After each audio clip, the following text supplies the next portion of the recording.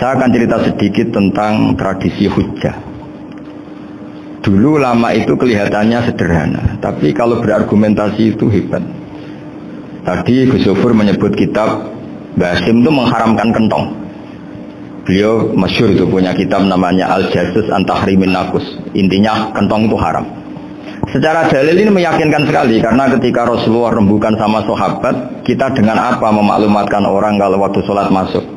Ada sahabat yang usul pakai kentong, zakalin nasoro, itu Nasrani. Ya pakai buk itu semacam trompet besar, zakalil Yahud. Kemudian ada yang usul kalau gitu api ya Rasulullah, zakalil Majus.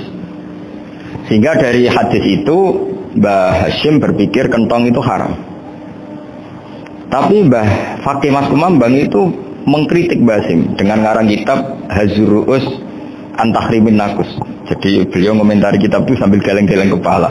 Kitab kok keliru nganti ngono itu. Jadi cara pikirannya siapa Ki Fakih. Kentong di Indonesia itu kanggo wedhus dicolong gitu.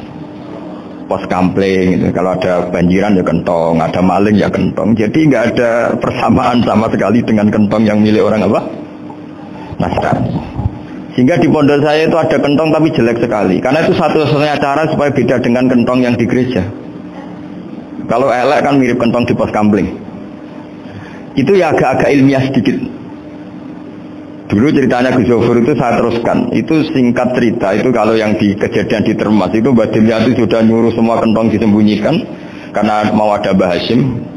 Cerita itu mukarrar di Kiai Fakih sama di Kiai Dimyati Termas. Setelah kentong dikumpulkan semua, Mbah Hasyim datang, senang, ngiranya Syekh Dimyati ini sependapat dengan beliau, yaitu sama-sama nggak ada kentong. Tapi setelah itu ada santri yang matur, Mbah Dim pun beres kentong pun kula delikno sedanten. Itu di depan Mbah Hasyim. Jadi GR-nya Mbah Hasyim bahwa Mbah Dim itu sependapat akhirnya hilang. Ternyata ini akal-akalan tuh gitu. Karena santrinya matur, Mbah Dim pun beres sedanten kentong beduk sudah disingkirkan. Itu di depan Mbah Hasyim. Saking lugunya santri, nah saking ikhlasnya agak ngerti mahal syahid ini adalah Mbah Hasyim. Saya mau meneruskan cerita Gus Zofur. Dulu, ini cerita dulu. Dulu Mbah Mun ngaji di Lirboyo, tapi Kiai Makhrus ngaji sama Kiai Khalil Harun. Kiai Khalil Harun itu adik juga sekaligus muridnya Mbah Umar Harun. Mbah Umar Harun itu generasi kedua setelah Mbah Ghazali. Beliau menantunya Mbah Ghazali, tapi ya sudah ponakan. Sehingga tradisi ini penting karena saya berkali-kali bilang di mana-mana. Status orang tua dan mbah itu adalah terserah anak cucunya. Bukan terserah mbahnya, tapi terserah anak cucunya. Saya tidak akan bosan mengingatkan ini. Saya pernah di makamnya Nabi Yakub, itu ya dikemuli bendera Israel. Di makamnya Nabi Dawud. Nabi Ibrahim juga dekat sinagog. Sehingga Quran membela Nabi Ibrahim disebut maka anak Ibrahimu Yahudi wala Nasraniya. Karena ketika beliau berposisi di Israel, kemudian penguasanya adalah Yahudi, bisa saja makam ini ditulisi dan distatuskan ala Yahudi. Ya seperti Nabi Yakub. Nabi Yakub itu nabi yang kita yakin, tentu berkeyakinan beliau orang baik, orang muslim, orang mukmin. Tapi karena di desain mereka ya dikemuli bendera Israel dan disebut Abul Yahud. Karena kita tahu nama lain dari anaknya Nabi Yakub adalah Yahuda bin Yakub bin Ishak bin Ibrahim. Sehingga perasaannya orang Yahudi menjadi Yahudi itu yang ngikuti mbah-mbahnya. Nah khawatir saya ketika buyut-buyut kita kaya. Buyut saya itu orang kaya dulu, namanya Badur Rahman. Itu kaya sekali, tanahnya banyak. Dulu cerita Mbah Hasyim ya kaya sekali. Mbah Maksum juga kaya, Mbah Abdul Aziz juga kaya. Karena dulu itu ininya kiai itu yo ketok sugih lah, gak ngel-ngelo santri. Tapi nanti kalau cucu-cucunya sudah tidak alim, itu tidak dianggap punya tanah itu karena untuk fasilitas santri. Aku tak kedonyan, mbah-mbahku ya kedonyan. Buktinya tanah ombo. Karena dia akan menafsiri sesuai cara berpikir. Makanya sanad keilmuan yang diceritakan Gus Zofur itu harus diulang-ulang. Kalau nggak diulang-ulang, maka kita akan berpikir sendiri untuk menafsirkan Masyayikhon al-Kiram atau Ajdadan al-Kiram. Nah, ini yang bahaya, yang sering Quran mengingatkan. Jadi ada status yang disematkan oleh anak cucu kayak orang Yahuda tadi. Yahuda bin Yakub bin Ishak bin Ibrahim itu menstatuskan mbah-mbahnya yang bernama Ibrahim itu Yahudi. Sampai Quran sendiri yang bela maka Ibrahimu Yahudi wala Nasrani.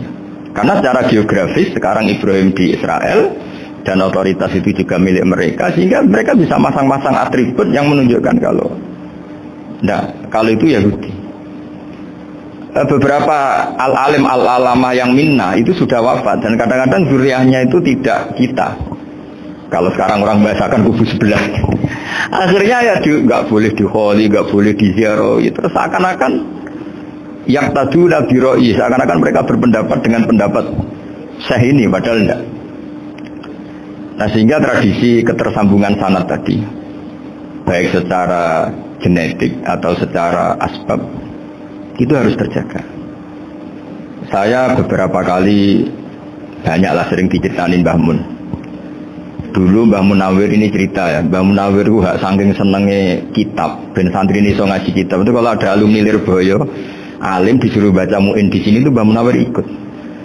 Saking ingin tasdiknya, ingin ngajari santri bahwa ngapal Quran itu hafal tok, tapi yo paham. Dan penggalinya Mbah Munawir itu sampai klimaknya dulu Mbah Zaini itu nate nikah sama Nyai Komaria kalau nggak salah, binti Karim, binti Manap. Punya putra Gus Habib, Gus Toha yang diantara putrinya dinikahi Gus Rosin. Terus akhirnya kesampaian juga ketika Mbah Munawir punya mantu alim alama namanya Mbah Ali Maksum, angsalnya Nyai Hasimah.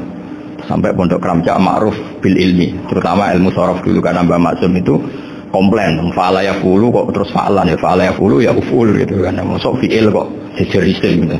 Jadi dulu kata Mbah Mun itu ada persaingan ilmu sorof, sorofnya Mbah Maksum Ali Kuaron sama Mbah Ali Maksum juga. Jadi wali anto yang satu Maksum Ali Kuaron, yang satu Ali Maksum.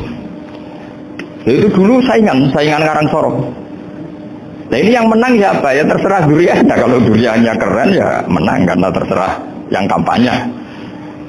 Saya bayangkan adegan Mbah Zubair tidak punya anak sealim Mbah Mun. Mungkin kalau Mbah Zubair juga tidak sebuah kalau punya putra Mbah Mun. Karena saya berkali-kali bilang kalau dalam syariat Arab itu kama takarroma, kadang dilafatkan kama tasyarrofa bi Muhammadin adnanu. Orang berpikir Adnan itu siapa? Itu karena ada Nabi Muhammad SAW. Orang mencari-cari Mbah Mun itu mencari Mbah Zubair karena ada Mbah Mun. Orang mencari Mbah Dahlan karena ada Mbah Zubair. Wong kok alime ngono bapake sapa? Wong kok alime ngono putune sapa? Tapi kalau kita ini sudah ndak alim, ini orang sudah nggak tertarik nyari-nyari leluhurnya karena dianggap selesai. Jadi yang tanda kutip yang menghabisi mbah-mbahnya itu ya mesti cucunya. Ini mau ngamuk, mau peringatan, tapi ini juga peringatan pada diri saya sendiri. Jadi sehingga zuriyah ini penting. Kenapa para nabi mesti donga zuriyatan thayyibah? Kenapa selalu berpikir tentang zuriyah? Wa ja'alaha kalimatan baqiyatan fi aqibi. Karena zuriyah ini yang nanti bisa menstatuskan leluhurnya. Seperti tadi cerita Mas Maftuh ini, tak puji betul, saya hari ini tidak ingin gojlok supaya kewalian saya tidak tergerus oleh kezaliman. Saya pernah diceritain Gus Zofur, juga sering baca buku tentang Mbah Maksum. Dulu Mbah Maksum kalau wasiat kembali ya gitu, kamu harus NU dan harus mempertahankan NU, tapi tidak dengan cara membenci Muhammadiyah. Dulu Mbah Mun juga sering cerita, dulu Mbah Hashim tuh ngaji Syekh Mahfud. Nah, Mbah Ahmad Dahlan dulu namanya Darwis sering ngaji sama Syekh Khotib Minangkabau. Zaman itu Syekh Khotib sudah modern, sudah ikut gerakan Abdu, gerakan Almanar. Sehingga bawaannya Mbah Ahmad Dahlan ini agak agresif. Yang Mbah Hashim karena hanya mulazim di Syekh Mahfud, hanya sesekali ngaji Syekh Khotib, beliau lebih seperti itu. Dan dua beliau ini sama-sama pernah ngaji Mbah Soleh Darat di Semarang, Mbah Hashim sama Mbah Ahmad Dahlan yang dulu namanya Darwis. Jadi ini masih min syikatin wahidah mimam bain wahid. Sehingga kita tidak kaget ketika Mbah Ali Maksum mengomentari Muhammadiyah itu masih ahli sunnah wal jamaah. Makanya nanti terakhir saya baca kitabnya Mbah Ali dan sering saya pelajari.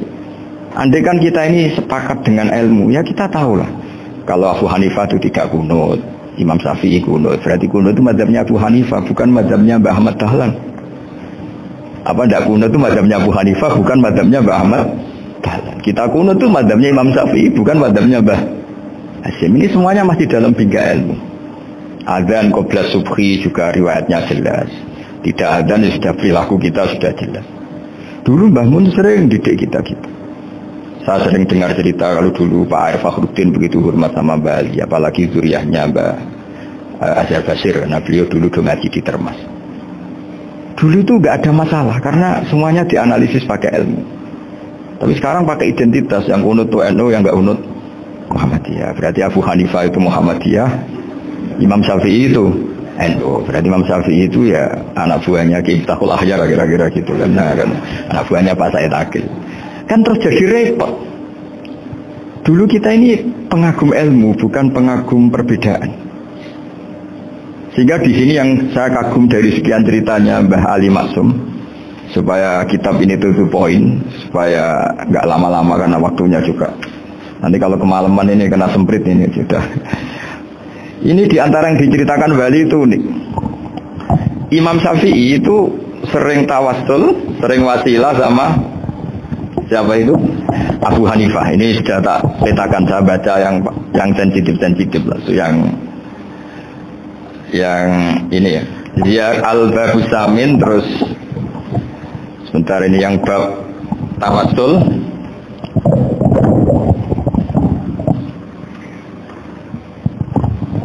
Ini halaman 90, mungkin santri-santri kerapia bisa ngecek lagi di kitab Hujjatul Ahli Sunnah. Ketika cerita tawassul, di antara yang diceritakan Bali Maksum adalah perilaku ya, bukan sekedar statement tapi apa? Perilaku. Perilakunya Imam Syafi'i atau ahwalnya kalau bahasa halusnya, yang selalu ke makamnya Abu Hanifah untuk tawassul. Padahal Imam Syafi'i itu orang yang secara ilmu sering kritik Abu Hanifah.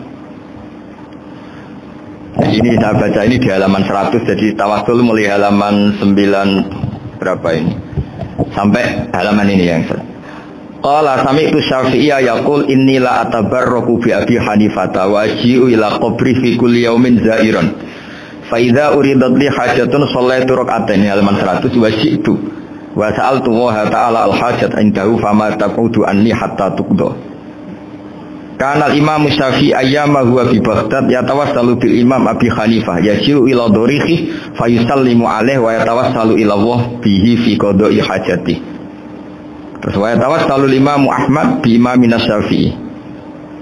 Jadi di antara yang diceritakan Mbah Ali Maksum itu betapa Imam Syafi'i yang terkenal sering mengkritik Abu Hanifah dalam tatanan fikih karena beliau tidak percaya ada istihsan. Abu Hanifah berpendapat adanya istihsan, dan kita tahu lah ikhtilafu Syafi'i wa Abu Hanifah itu besar sekali. Tapi beliau itu tahu Abu Hanifah itu orang yang sangat soleh. Abu Hanifah itu kalau ketemu sama orang yang utang beliau itu yang lari bukan yang utang Abu Hanifah, karena takut orangnya itu izin. Jadi kalau ketemu yang utang di jalan itu yang sembunyi itu Abu Hanifah. Kenapa engkau sembunyi? Ada yang utang saya lewat, nanti orangnya malu. Jadi setingkat Rabi'ah Adawiyah itu beliau di rumah ada maling itu sembunyi.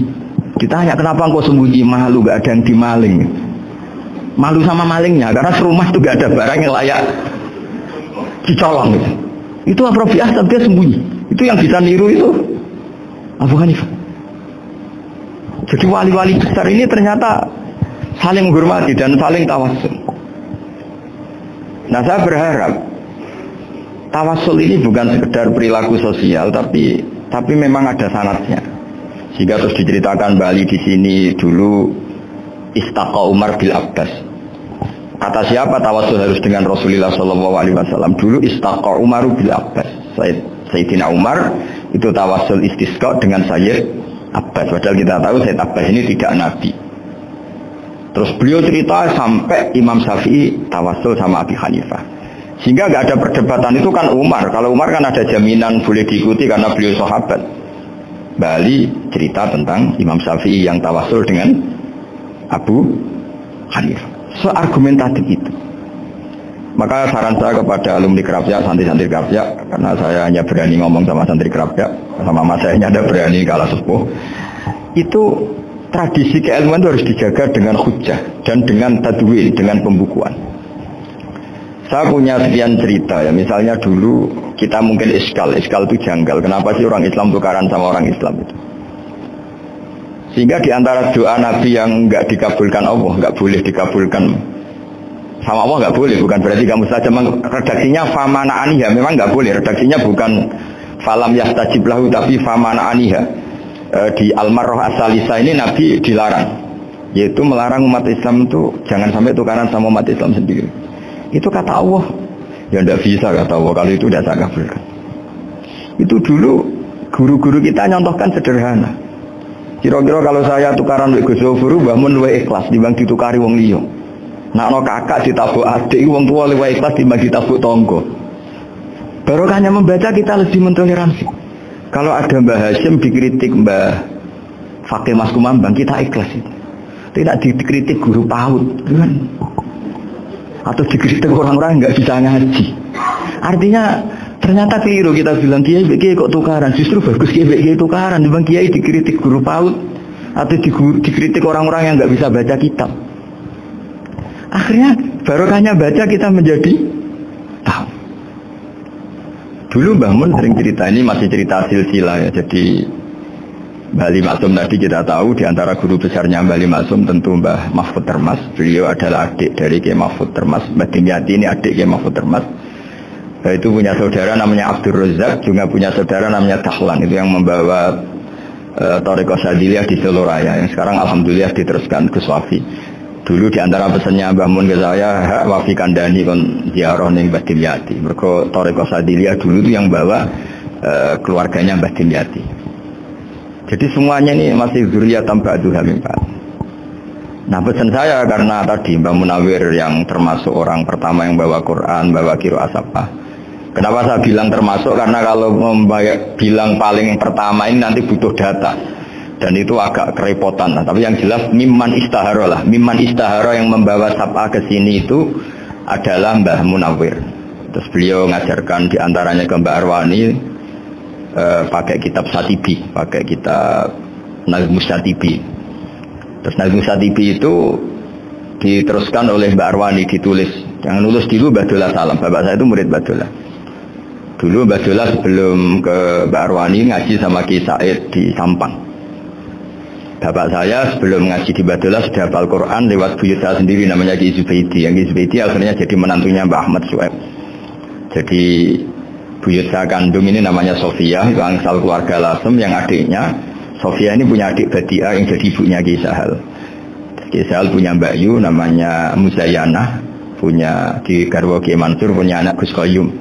Jadi dulu ibu saya, ibunya Gus Sofur, ibunya Pak Mafdu itu semuanya di Lasem. Karena saya dari keluarga Gen ya Lasem, dari keluarga sanad guru ya Lasem. Tapi Lasem Badawi itu dulu ngajinya di Mbah Umar Harun di Sarang. Mbah Umar Harun ini menangi Sayyid Ahmad Zaini Dahlan. Sayyid Zaini Ahmad Zaini Dahlan ini punya cucu keempat yang hidup di Sedan, terus makamnya di Lasem, namanya Habib Haidar, itu yang nulis biografinya Mbah Maksum.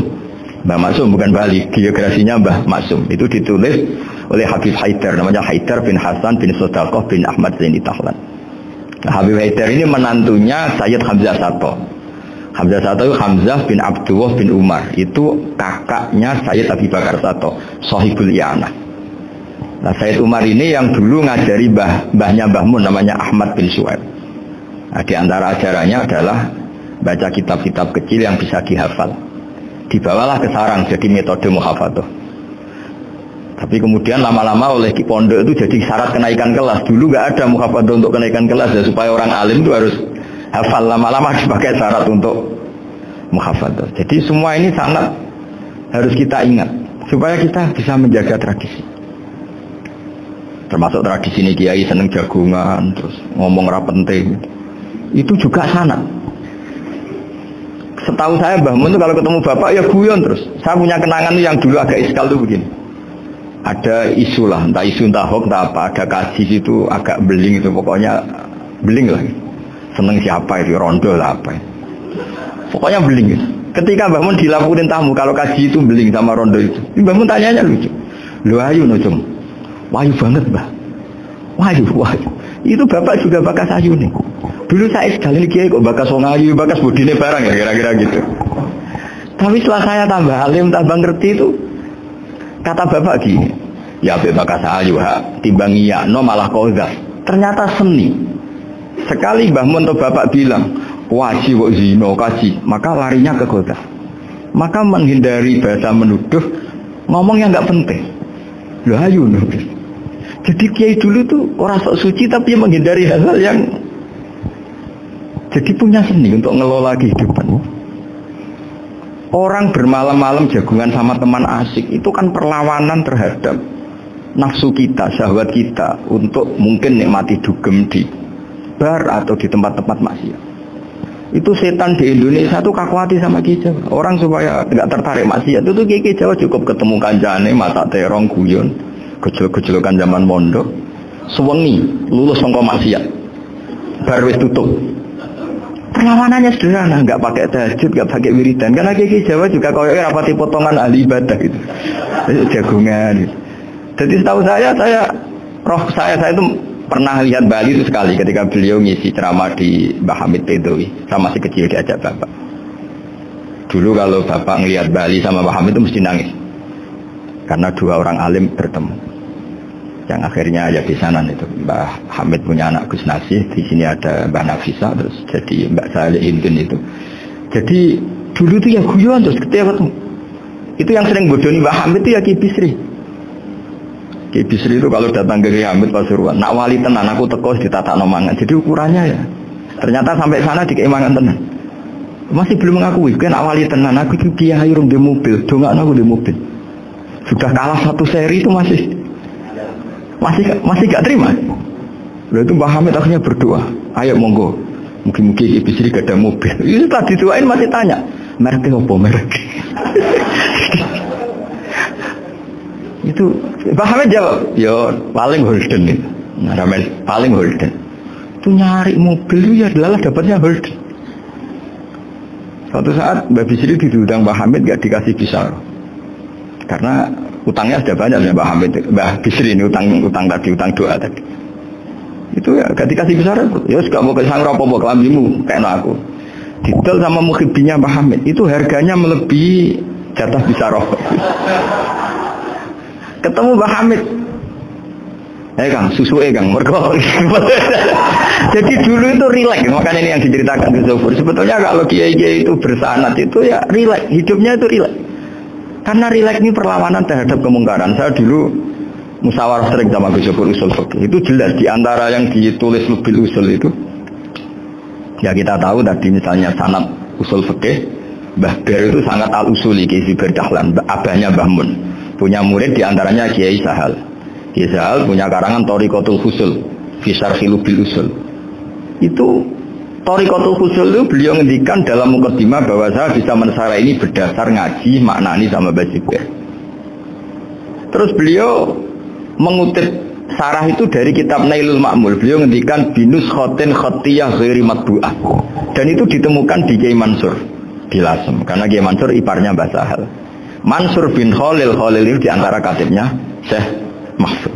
Jadi semuanya ini sambung. Mbah Ber saking ahli usul fikihnya, kalau ngajar usul fikih itu kalau guyon takriran saya ini lebih memahamkan ketimbang sarah. Ya sudah, terus Mbah Zubair Kiai Fakih, terus Syekh Mahfud. Di sini Syekh Mahfud termasuk orang yang dekat Mbah Munawir, sampai putrane Mbah Mahfud namanya Gus Muhammad dibawa Mbah Munawir, kemudian mondok di Termas diantaranya, terus dinikah jadi menantunya kalau nggak salah Haji Taslim di Betengan, kemudian sekarang juriannya Mbah Mahfud di Betengan. Ini nggak boleh hilang secara sepatu. Itu diantara di usul fikih diterangkan, ketika diantara 5 hukum itu ada yang bernama mubah. Mubah itu boleh dilakukan, boleh ditinggalkan, dan kalau dilakukan ya tidak berpahala, tidak disiksa. Itu ada ulama yang protes nggak bisa seperti itu. Isma min mubahin ila wa tahaqqaqu bihi tarku haramimma. Fa'il zamu minas sukun tarkul qatli wa minas sukut tarkul qadaf. Tidak bisa, mubah itu tidak ada. Kalau kiai jagungan semalaman, itu Allah ngitungnya itu hada taroka dugem, wa hada taroka delok dangdut, wa hada taroka kada wa kada. Oh, itu luar biasa. Dan kita ngikuti yang seperti itu saja. Gak usah tahajud, gak usah witir telulas kaya ora kuat timbang gremeng. Sewengi jagungan, setan ngenteni kita tergoda maksiat, ternyata maksiatnya sampai tutup, kiainya masih apa? Jagungan. Jadi jagungan saja ada ilmunya bahwa itu perlawanan terhadap tarkul ma'asi. Sehingga bagaimana Anda katakan mubah ini mubah, toh gunanya adalah tarkul haram. Meskipun efek mubah juga bisa tarkul wajib, wae bojo blonjo turu. Karena wae ngrumat ibuke turu. Itu halal wajib. Jadi mubah itu resikonya bisa tarkul wajib, bisa tarkul haram. Sehingga kalau sanad ini terjaga secara baik, secara kultur, saya sering juga sama Gus Yofur itu mesti tak niati gitu. Jagungan wong alim Gus ibadah dan menikmati ibadah adalah dabul aulia wa dabul ulama. Kata Imam Ghazali, pada akhirnya waqud buhadatin al-istilzat bil mubahat. Kata Imam Ghazali, pada akhirnya qudbu hadatin, madaru hadatin, pokok dari agama ini adalah melawan kemaksiatan dengan kita menikmati al-istilzat bil mubah. Kita menikmati sesuatu yang dibolehkan Allah Subhanahu wa taala. Dan seperti ini bisa qasmu dhahri syaitan, bisa menghancurkan punggungnya setan. Karena kalau melawan setan dengan ibadah ini kadang kita capek selain serapotongan.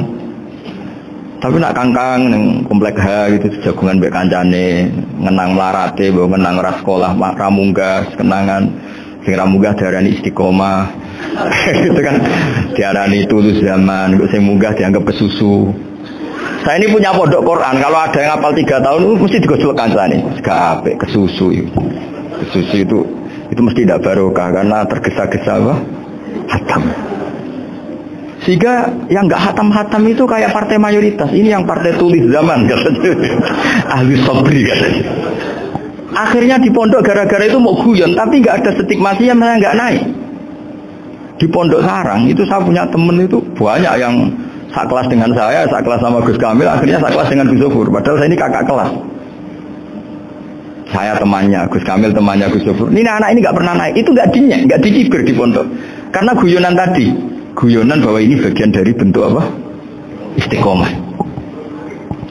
Nanti yang goblok juga tenang, karena kiainya cerita, kadang santri goblok ya baru kan. Di sini pondok agak santri ya tahu sinau nih ngomong jadi kiai gede. Selalu kiainya tuh cerita seperti itu. Akhirnya sing goblok ya bangga dengan kegoblokannya. Iya, jadi kiai itu orang yang meskipun guyon ini barokahnya masya Allah. Dan setahu saya kiai alim itu ya senengannya guyon, karena tadi guyon itu luar biasa.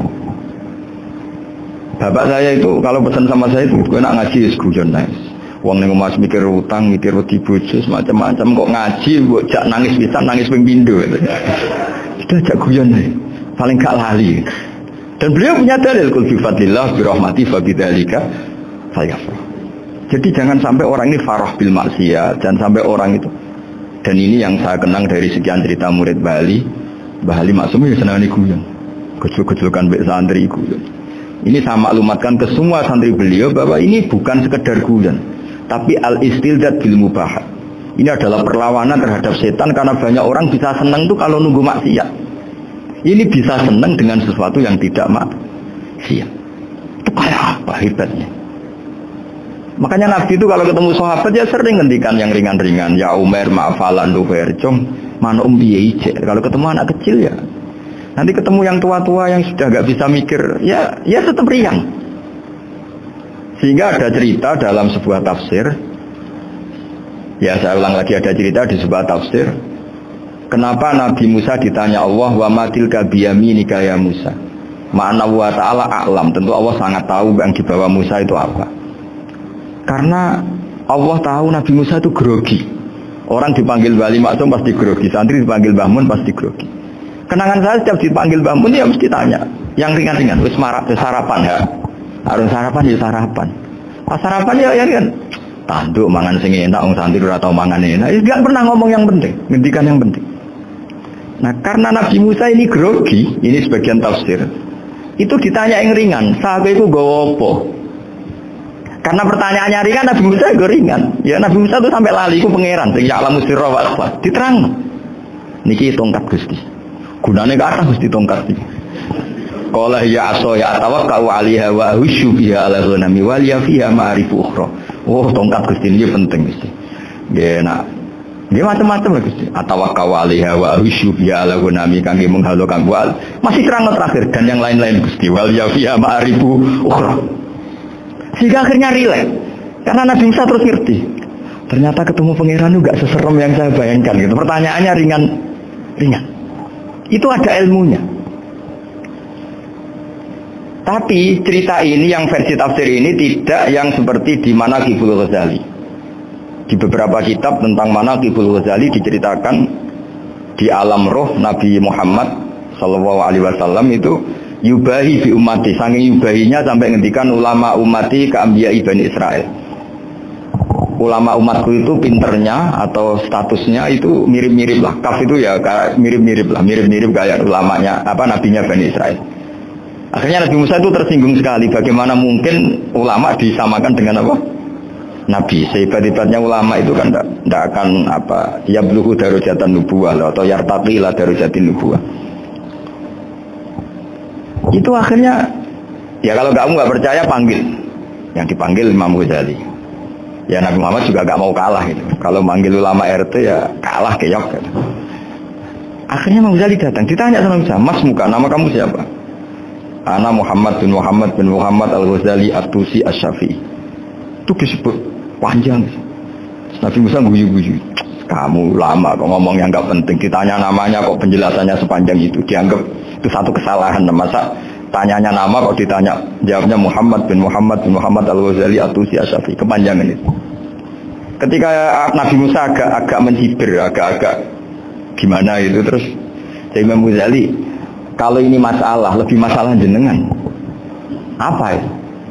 Yang tanya jenengan tuh Allah ya'lamu sirra wa akhfa, dan Allah hanya tanya wa ma tilka biyaminika ya Musa. Harusnya jenengan hanya asoya titik, bukan kepanjangan.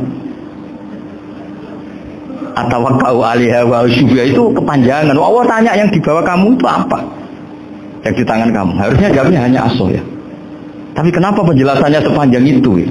Sampai terakhir waliya fiha ma'arifu ukhra. Terus pinter tenan kayak gitu. Terus Nabi Muhammad, Nabi Musa terus bilang, ya pinter tenan aja gitu. Padahal kita tidak pernah GR seperti itu kan, kebetulan Imam Ghazali gitu. Kalau yang lain mungkin ya keok lah kira-kira gitu. Tapi ini cerita dalam khazanah keilmuan. Benar yang dikatakan Gus Zofur. Saya termasuk orang yang pernah mondok Lirboyo Patanan. Jadi setelah saya disuruh nemani Gus Kamil, tahun berikutnya Gus jenengan disuruh. Pokoknya anakku, mbok sakulan lah kudu tahu mondok Lirboyo. Jadi aku tahu ngaji Wakarim. Terus yang disuruh Mbak Turi Gus Kamil itu saya. Jadi saya pernah 1 bulan tuh di Lirboyo. Karena saya ini santri beling ya, kontraknya pokoknya penting ziarah Bakarim. Biasanya nggak pernah ngaji ya, pokoknya berbareng Isa. Ziarah ya sudah. Ngaji subuh ingat saya sama Gus Imam. Itu dari 17 hari ingat saya ngaji 2 kali. Tapi kalau ziarah ke Bakarim sudah lupa jumlahnya karena memang kontraknya disuruh ziarah. Sampai seperti itu. Dan saking senengnya bangun sama Bakarim saya masih ingat.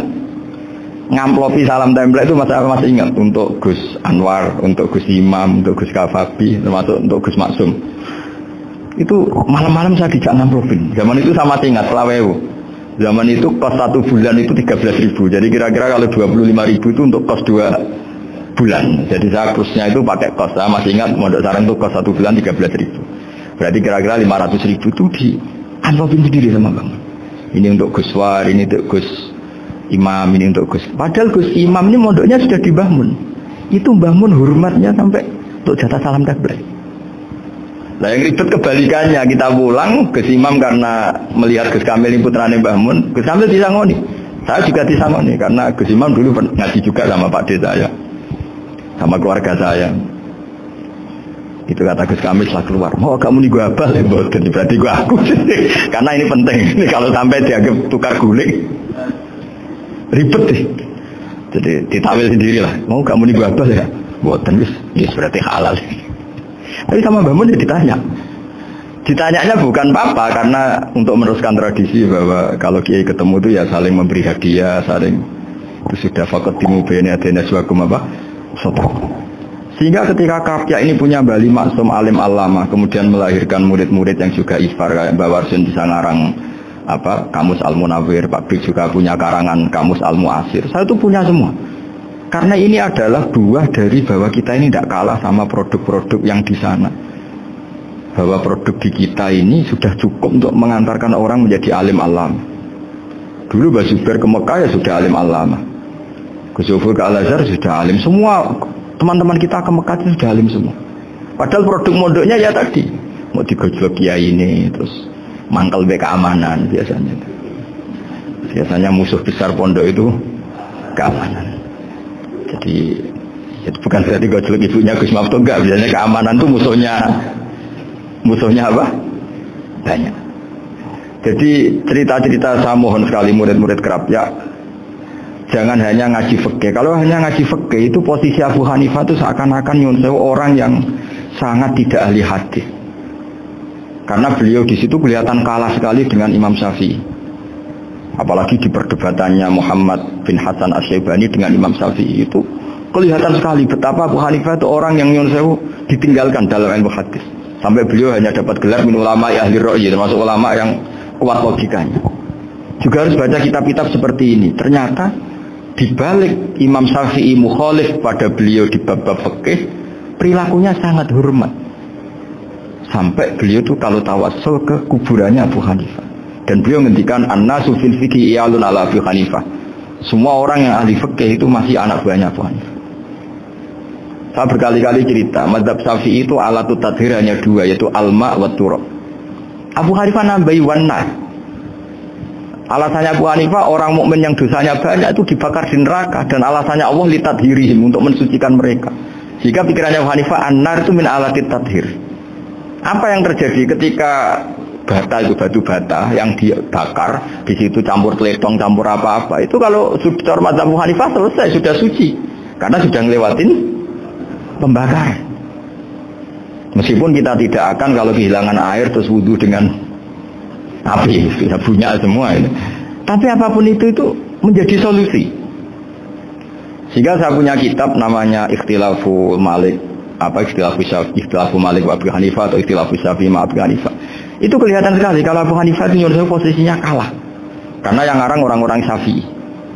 Tapi kalau melihat kitab-kitab kewalian, misalnya di kitab Mizan Kubro ini juga sering disebut kisah itu Mbak Ali Maksum tentang Imam Saroni. Berkali-kali beliau mengutip Mizan Kubro. Itu Abu Hanifah adalah orang yang sangat mukasyafah. Artinya ketika Nabi cerita air wudhu itu menjatuhkan dosa, tidak ada air wudhu yang jatuh ke kamu kecuali saat itu juga dosa kamu jatuh.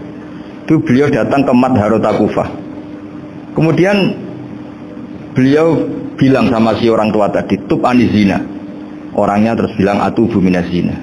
Ada lagi pemuda datang dibilangin tub an ukuki walideka, terus bilang tub tu an ukuki walidaya.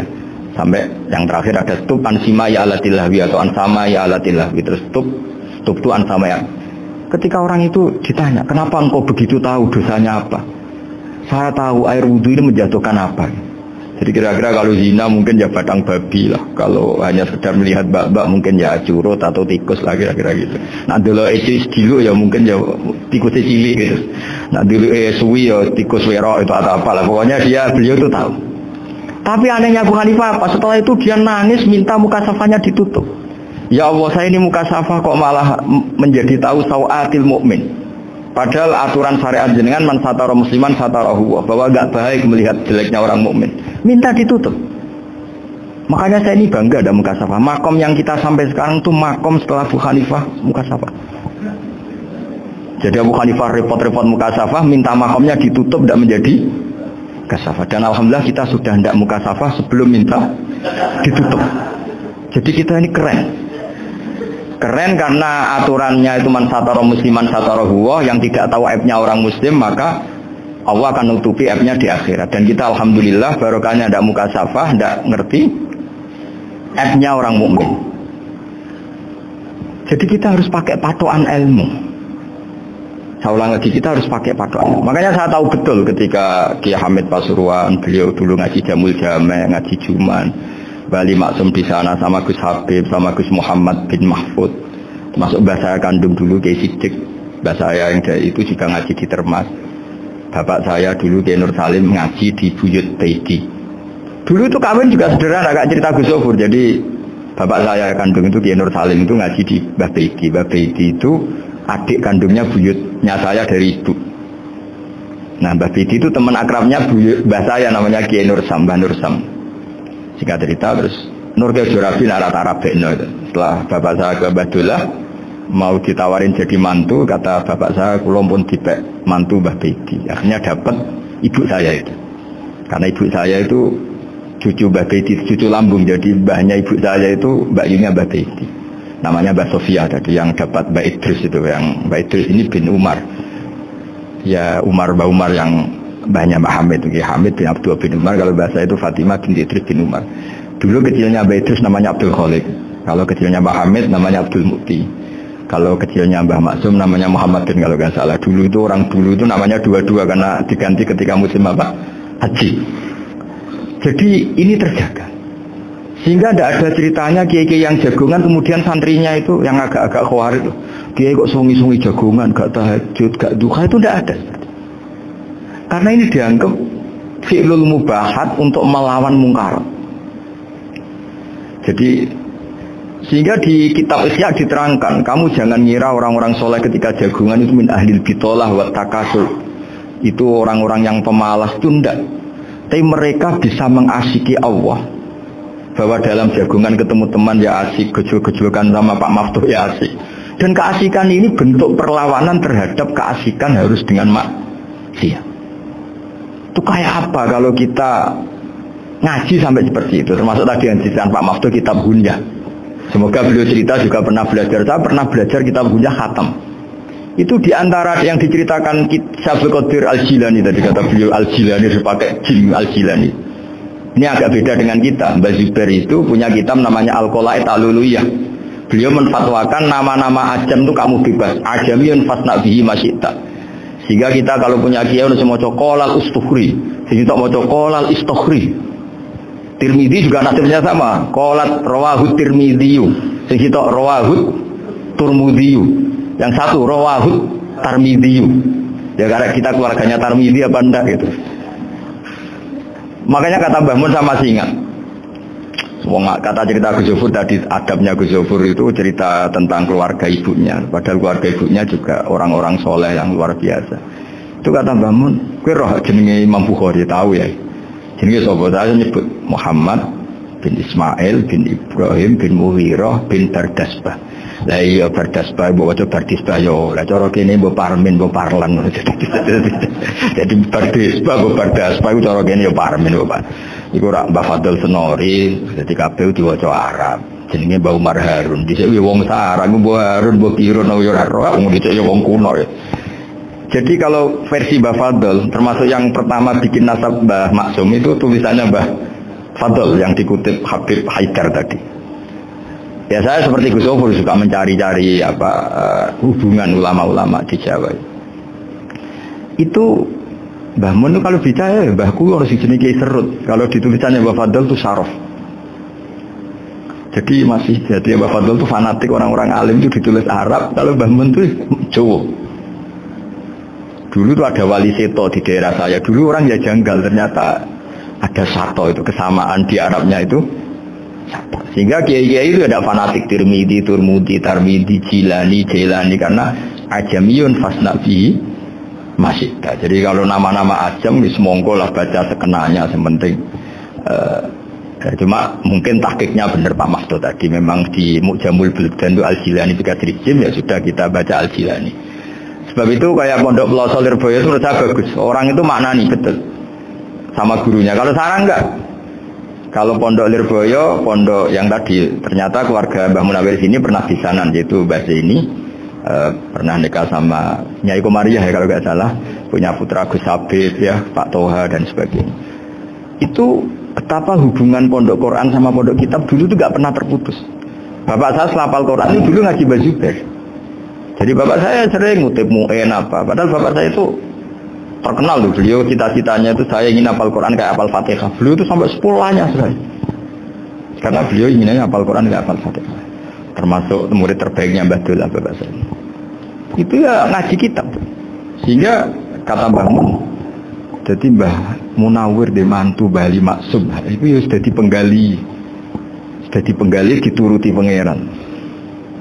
Lahirlah seorang Bali Maksum yang membawa. Jadi dulu itu ya Gus Muhammad yang ngaji di Termas, nanti Mbak Arwani sebelum ngaji di sini ngaji di Tebu Ireng. Sehingga Mbak Arwani bisa ngarang kitab. Beliau ngarang kitab tentang Sab'ah. Faidul Barokat namanya. Ya nulisnya ya fasih ya. Saya punya tulisan tangannya Mbak Arwan itu banyak. Saya juga punya tulisan tangannya Mbak Hasyim Asy'ari ketika nyurati buyut saya yang di Damaran itu pakai bahasa Arab. Jadi dulu itu Mbah Ali Maksum juga sama. Surat-suratannya dulu sama tokoh-tokoh Muhammadiyah bahasa Arab. Nah ini harus kita dengar dari benak dari bahwa Mbah Maksum kemarin yang diceritakan Yusuf di Khol Mbah Maksum, kowe kudu belo NU, kudu tetap NU, tapi bukan dengan cara membenci Muhammadiyah. Tadi Pak Maftuh menguatkan sanad itu dari Pak Atabid bahwa Muhammadiyah termasuk ahli sunnah karena sama-sama tidak sabus sahabat, sama-sama ikramus sahabat dan sama-sama bermadzhab. Nah soal akhirnya ada beberapa yang rapati seneng ngaji ini yang agak ribet. Tapi kamu udah usah ngeritik Muhammadiyah agak seneng ngaji, kayaknya juga sama kita nggak seneng ngaji juga banyak itu. Jadi kalau kritiknya masalah itu kan kita ya agak sama.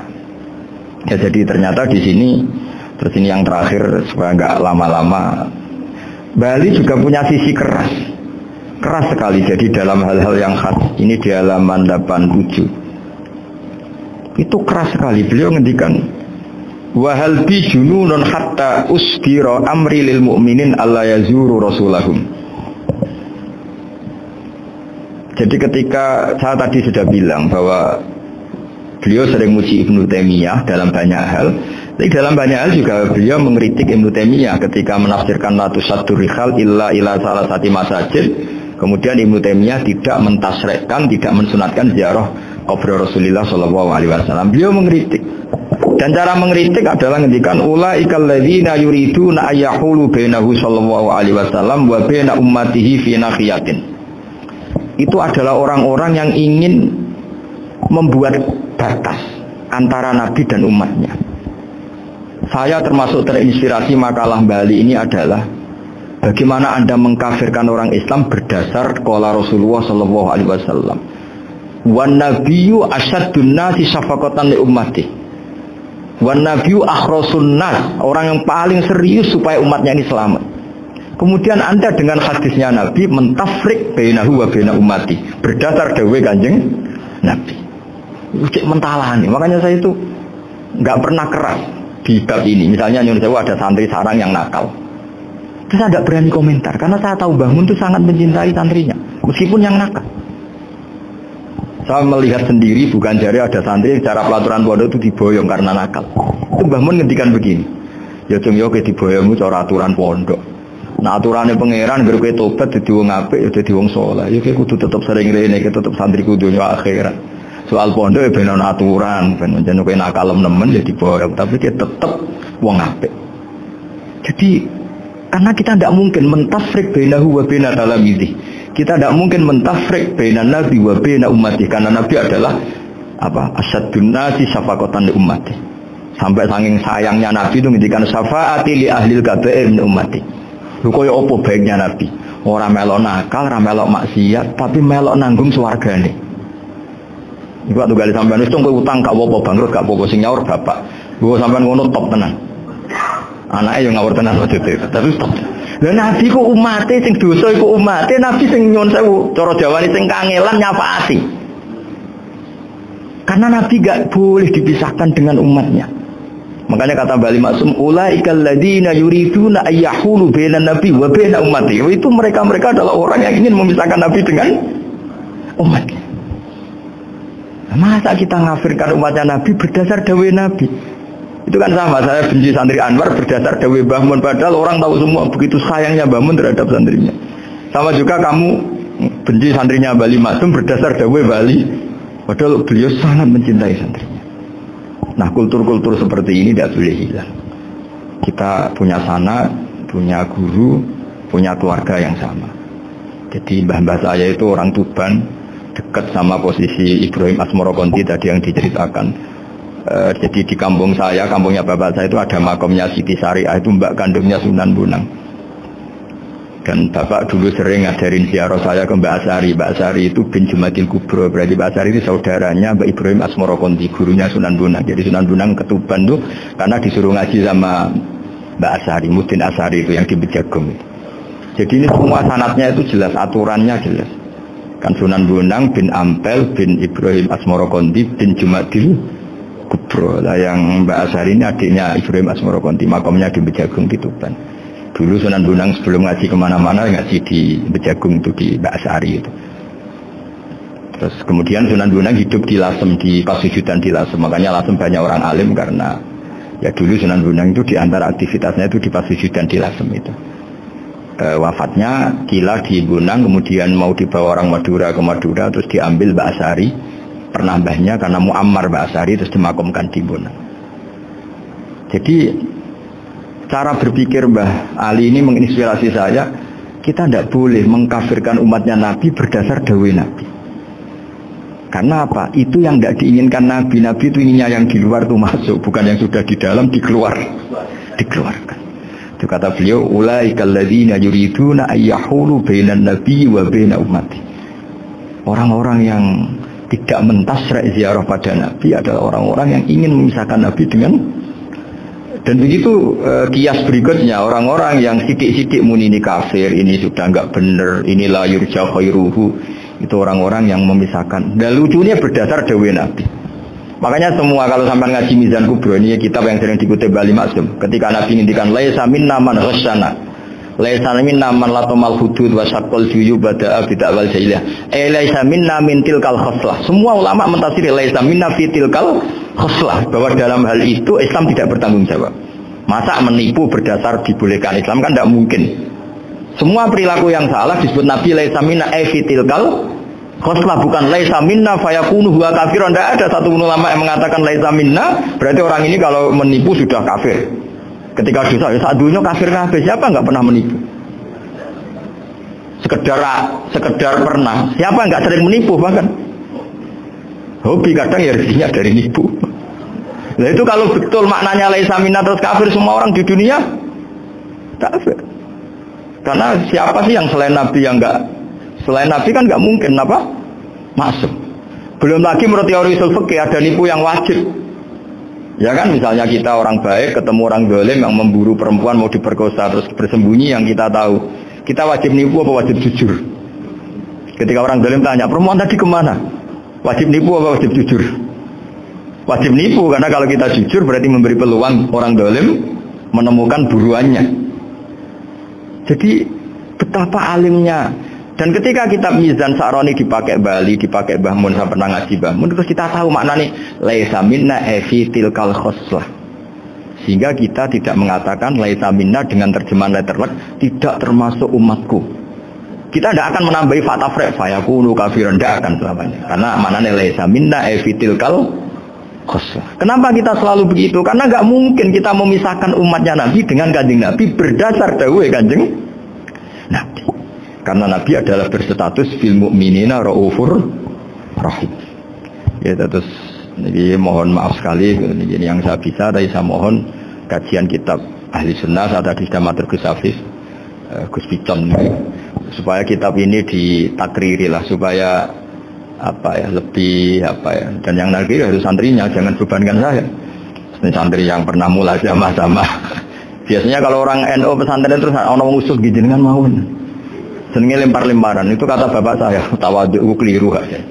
Tawadhu itu aslinya wong tak tanggung jawab. Ben kita Islami bebo tawadhu aja.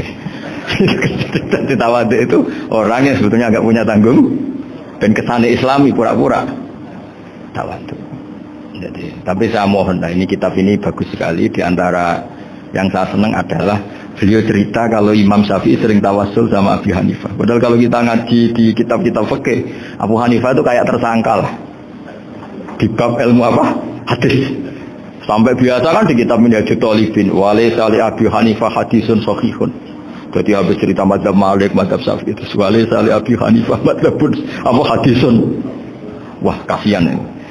Tapi kalau kamu ngaji Mizan Kubro, Abu Hanifah ini dapat posisi karena mesti Mizan Kubro ngendikan farajal amru ila martabatayil mizan. Kemudian dua mazhab ini sama-sama benar, tinggal kamu milih yang musyaddid apa yang mukhaffif. Milih dosis tinggi apa dosis ringan, monggo. Dan itu saya ulang lagi, kitab-kitab yang sering dibaca Bali Maksum, kemudian Mbah Mun, guru-guru kita. Dengan demikian maka benar Gusofur tadi, kultur kita, tradisi kita tetap terjaga. Mohon maaf. Assalamualaikum warahmatullahi wabarakatuh.